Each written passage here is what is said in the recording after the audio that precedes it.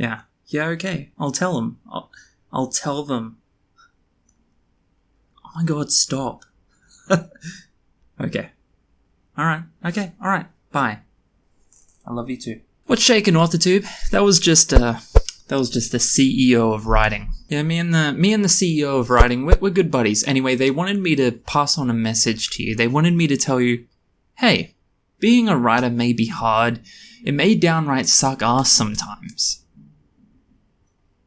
So anyway, today I'm making a video because recently I stumbled upon my Audible account and I realized I actually had 3 Audible credits I could use. Any readers out there know that 3 Audible credits? That's sugar daddy money right there. Cut me off a slice of that booty and I'll gift you all the Lee Bardugo you want, baby. I decided that rather than getting some of the actual books that I already own that I'm trying to get through on my TBR at the moment, I decided I would get some writing books, some books on writing. Part of being a writer is that you have to keep seeking education. You have to keep trying to be a better writer than you were yesterday. I must keep seeking knowledge so I can be the very best. So I listened to 3 audiobooks on the topic of writing. One was called On Writing by some dude named Stephen King or something like that.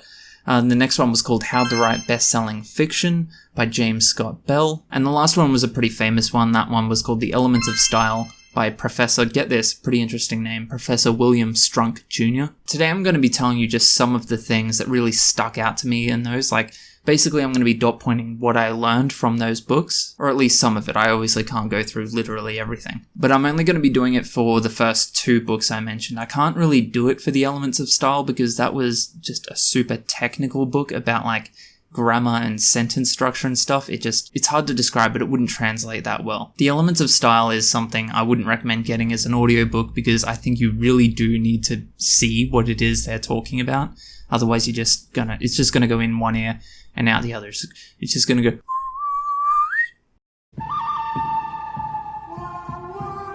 Anyway, let's start with On Writing by Stephen King. That's a pretty easy one to go through because half of the book was actually a biography of his life. Still very interesting and still, in a way, helpful as a writer because obviously he talks about a lot of his successes and failures as a writer and how he did certain things. It's valuable, but just not that technical. It's more so writing tips based through things in his life rather than just giving you advice. Whereas the second half was the technical side of things where he just flat out tells you things that he thinks is going to help you become a better writer. I'm going to start with something he mentioned in the audiobook that when I first heard it, it actually it scared the poopy out of me. And I imagine when you first hear it, it might make you question yourself as well, but just hear me out. So basically, as far as Stephen King is concerned, there's about 5 levels to being a writer. There's bad, competent, good, great, and then legendary. Legendary is a super rare one, and I don't just mean, New York Times #1 best-selling authors. I mean, these are the authors that have quite literally transcended and defined certain genres of writing. Not always because of just how good they were at writing, but rather they were pioneers in a certain type of writing, or they took risks that no one else was taking. Anyway, you've got those 5 levels, right? And basically, Stephen King says it is impossible to move a writer from one of those tiers to the next, no matter how much writing advice you give them. It's impossible to do that for any tier except for one movement. There is only one you can do, and that is making a competent writer a good writer. That's what he believes you can do. As for everything else, it's just not really something you have any control over. And he doesn't really say this so much, but what I think he meant when he was saying that is that there is a certain talent ceiling, I guess. Like a competent writer is going to be most of the writers you see out there. A writer who understands story structure, has a pretty, at least general grasp on grammar and how to write, but they are lacking something that really separates them from the pack, or maybe there's certain flaws in their writing that could be improved quite easily, and once they get this writing advice and once they identify what they're doing wrong and they fix it, then they could go from being a competent writer to a good writer. But moving any further than that would require something that no one can give you, and that's just talent and creativity. And obviously being a bad writer would just be being completely unable to take on board any writing advice at all, or just having a complete lack of creativity and talent. And that's really sad, it is, but that's how it goes for pretty much any creative hobby in the world, or anything really, even sports. No matter how much you want it and how much you train, there's certain people that just will never be able to be good at it. But like I said, it's actually extremely rare that you would even fall into that category. It's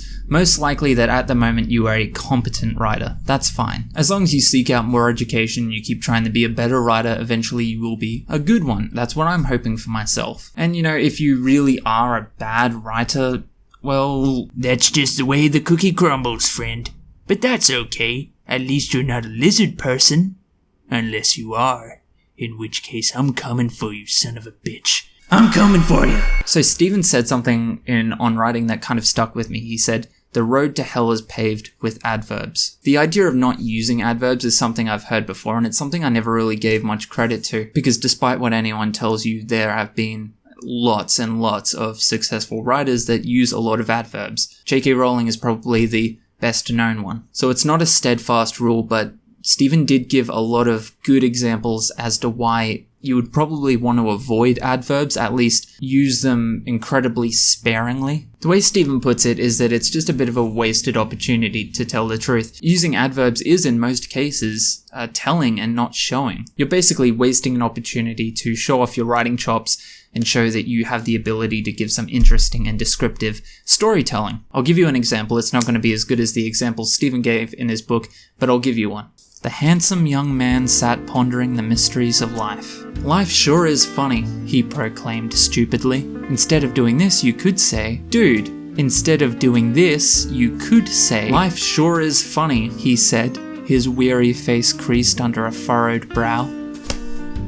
What the fuck do you mean, weary? Off the cuff of that, and very similar to the adverb thing, is Stephen made a very good point about using too much description. There's a lot of writers, I'm sure including myself in the past, who, when the character steps into a new scene, they've taken the time to describe every smell, everything that can be seen, the texture of certain objects in the room. If your name's J. Christoph, you've left a footnote about the history of how it was made and how the person who made it lost their parents at a young age.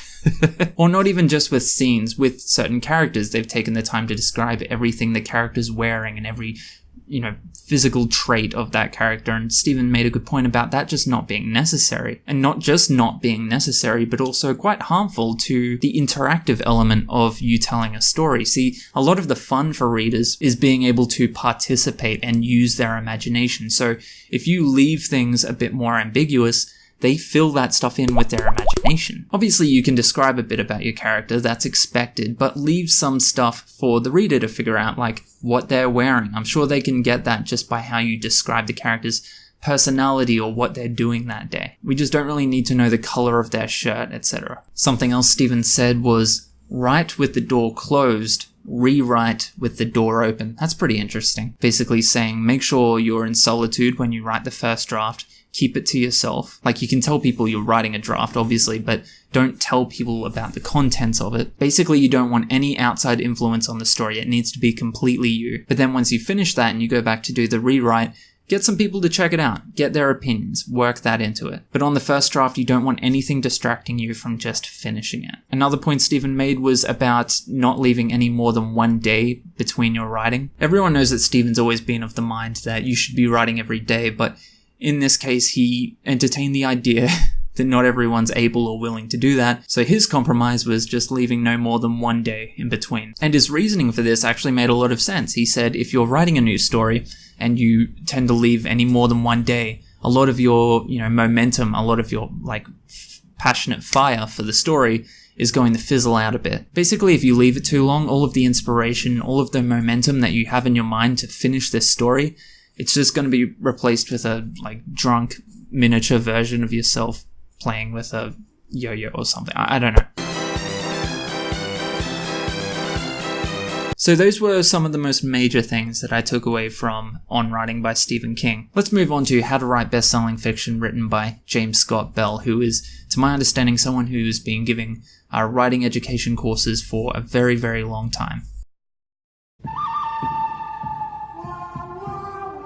This book was a lot more technical than Stephen King's. It gave a lot more advice and quite literally went through every single aspect of writing, from coming up with ideas to marketing the finished product. It went through literally everything, and it was so easily digestible. There were really easy examples and comparisons made all the way throughout, and it was just entertaining as well. It was basically like university lectures one after the other, but they were very interesting and super valuable. So if you were to get any of the books I mentioned in this video, I would get How to Write Best-Selling Fiction. I honestly think this is a game changer. I think every writer should read this book. Anyway, getting on to some of the things I took away from this one, imagine, if you will, a timeline. Imagine a timeline where you don't suck. I'm kidding. That's impossible. So imagine a timeline where you have the start of the story and the end of the story. About 20% of the way in, that's where we're going to have the point of no return. You might know I've mentioned this in other videos before when referring to the hero's journey. At 20%, you have the point of no return.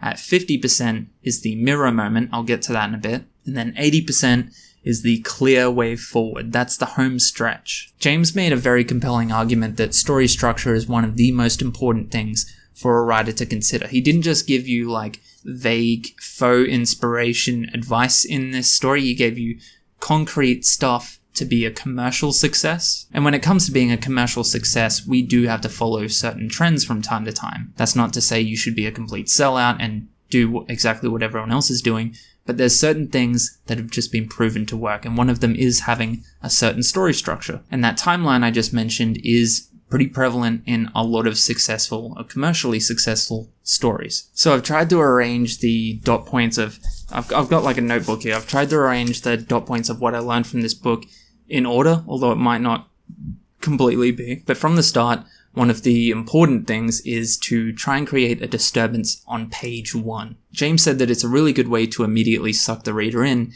if there is some kind of conflict or disturbance or problem or basically just any issue on page 1. There has to be something that is or has the potential to be a problem. He also said that as early as possible in the story, you need to show the protagonist's resistance to what is going to be their character arc. To give you an example, so I know that sounds a bit confusing to just say, but to give you an example, let's say you have a character whose character arc is that they are really selfish and self-centered, and by the end of the story, they learn to think of others and be self-sacrificing. Very, very early on in the story, as soon as possible actually, you need to show that this character is selfish and is self-serving and doesn't intend to be self-sacrificing. That's not to say you need to go into how they are this way or why they are this way. You just need to give an example of them being selfish. Something else to consider for the start of the story, and one that hit pretty close to home, is don't start with a sceneless prologue.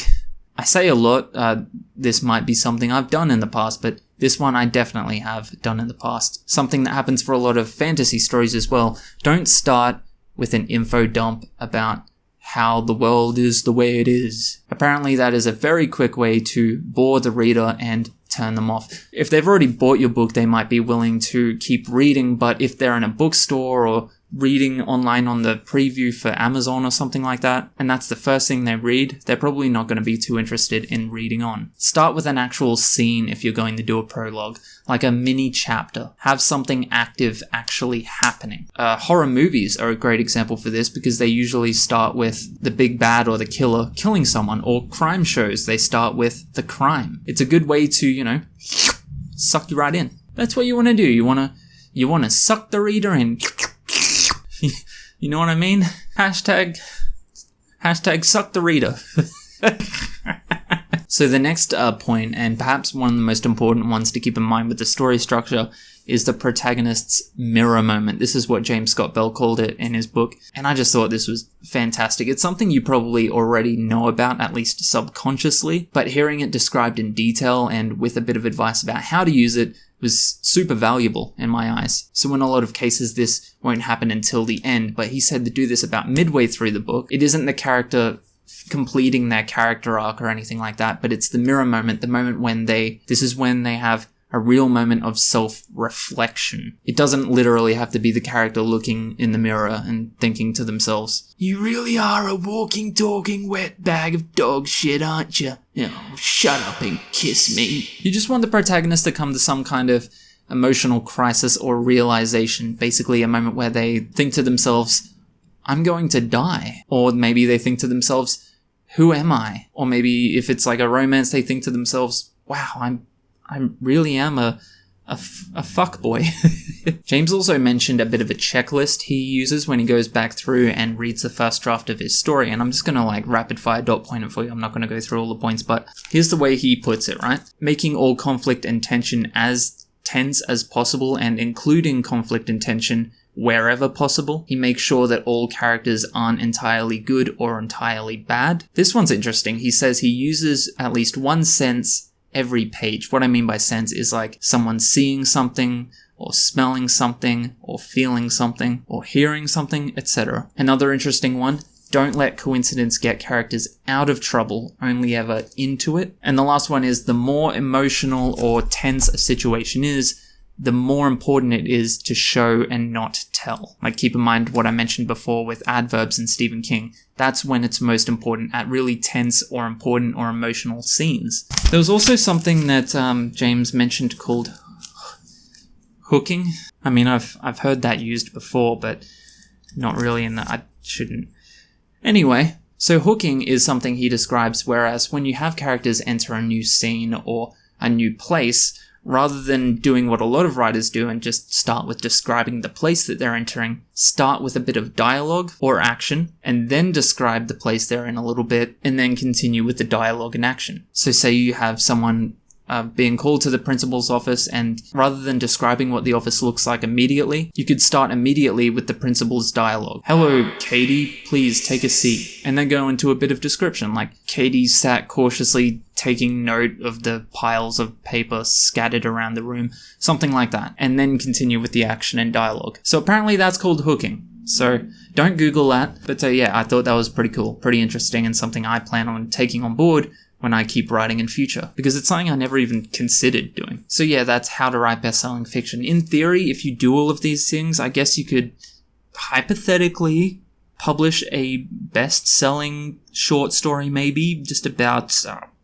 I don't know, a handsome Squidward and a mummy pig from Peppa Pig solving crimes together, and maybe they have some, like, maybe they have some sexy sex time. Hypothetically.